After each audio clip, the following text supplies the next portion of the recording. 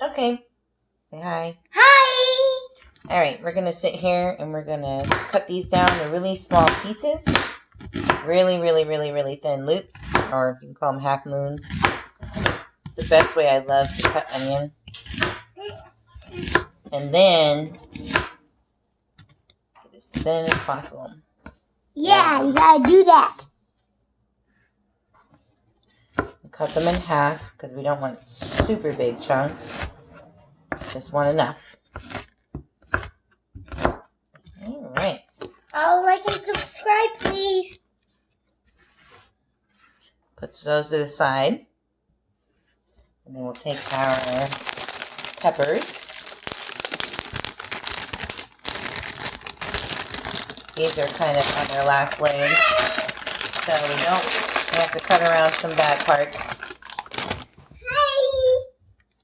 Oh, someone wants to say hi. This is my baby niece, Nani. She wants to Or Catalina. Or Catalina, as we mentioned in another episode. I want Mr. Blues. Look at Mr. Blues. She's 3, turning 4. Yeah, right. Yeah. All right, let me get going.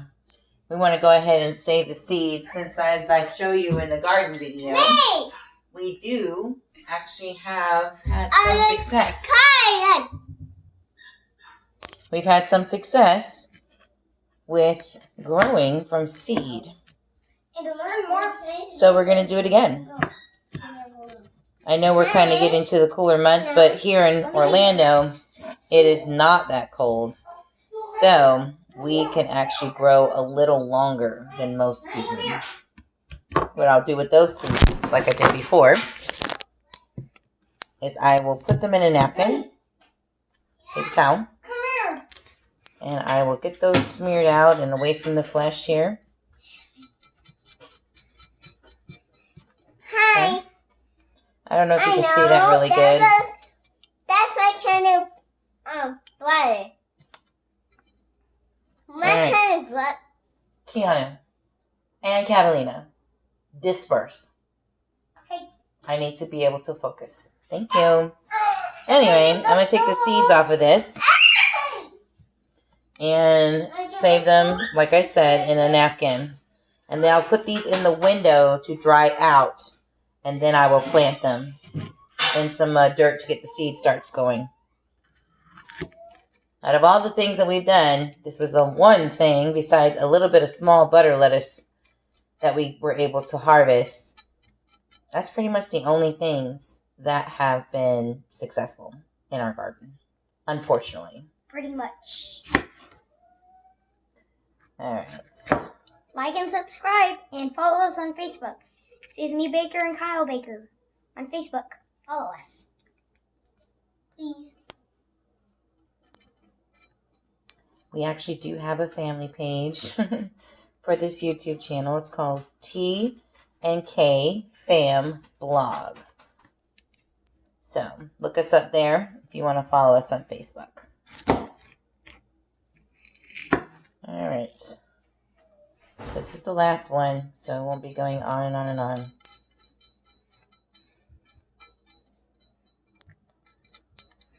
All right, that's the last of the seeds. As you can see here, we're going to save those, and we're going to dry them out and make sure that we can put them as a seed start. Now, with me, what? Ask your papa. He's right there. Thank you. I'm going to do some small cuts here on the peppers. Just small strips. Nothing too big. I'll let you see how that looks. Oh. Sorry.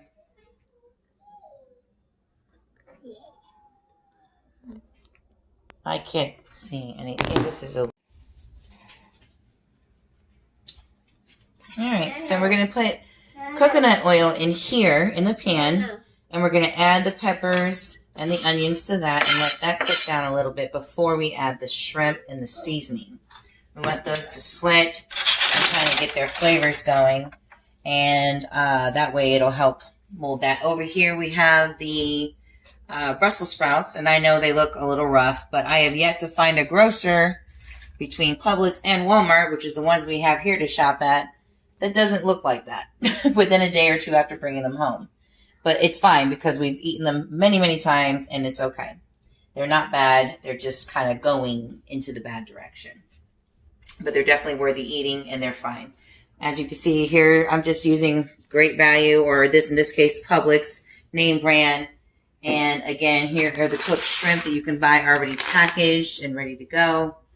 Here's the seasoning salt. The Baja Shrimp is what it's called.